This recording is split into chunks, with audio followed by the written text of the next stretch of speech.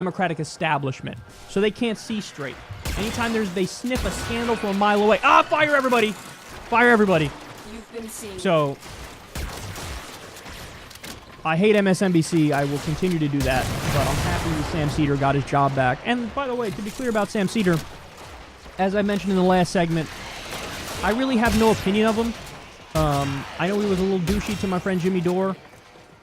That's none of my business, but in terms of how he was during the primary, Seder supported Bernie Sanders. So anybody who was a supporter of Bernie Sanders, I'm happy, is on MSNBC because that perspective needs to be given more. Unfortunately, you have almost wall-to-wall Hillary Clinton apologetics on MSNBC, so any voice that punctures that is a good thing. And he was fired for a bullshit reason. So I'm very happy that now MSNBC listen to the fucking just avalanche of people shitting on them for being so stupid. And to their credit, they flipped on this one. Now, what you're not going to see them flip on is they're not going to bring back Cenk Uygur because they basically got rid of him when he continued to go after Obama and corporate Democrats. They're not going to bring back Ed Schultz because Ed Schultz was against the TPP a little too hard at a time when the Democratic president, Obama, was pushing for the TPP. They're not going to bring back Phil Donahue because Phil Donahue opposed the Iraq War at a time when there was a war fever in the country and everybody, Democrat and Republican in the establishment, wanted war. So they still suck, just want to be clear, but they made the right decision to bring Seder back here. There's an interesting court case coming out of Washington State. Scantily clad baristas entitled to serve coffee, judge rules. This is in RP America. I must be, acting as Putin's puppet by covering this story. U.S. District Court Judge Marcia Petcham sided with the baristas. She said the town's rules are likely void for vagueness under the 14th Amendment, and the rules are arbitrary. And she also ruled that they have a First Amendment right to determine the dress code at their business. Now, what this is it's a place where you go and you get some coffee, but the women are wearing whatever, like lingerie or things that are revealing.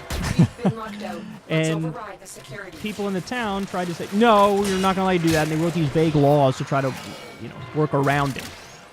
But the judge is saying, hey, 14th Amendment and First Amendment, you have First Amendment right to determine the dress code at your business, so it is what it is. And,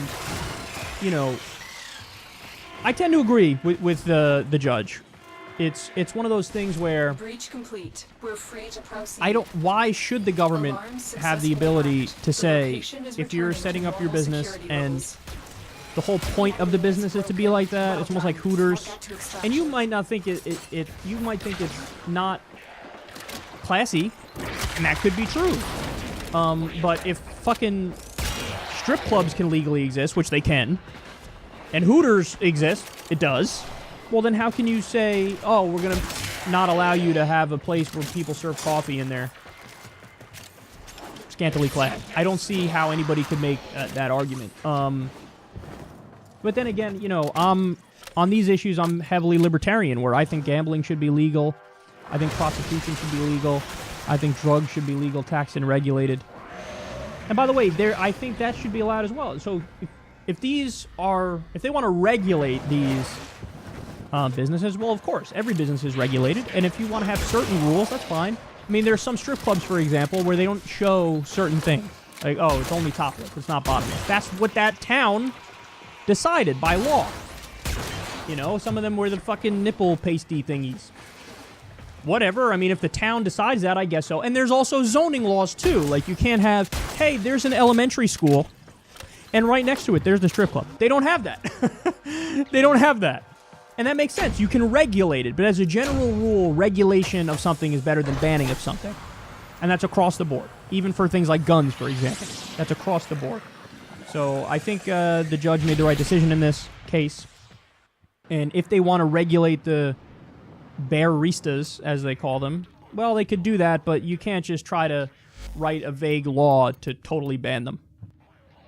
So Alex Jones went off on the morning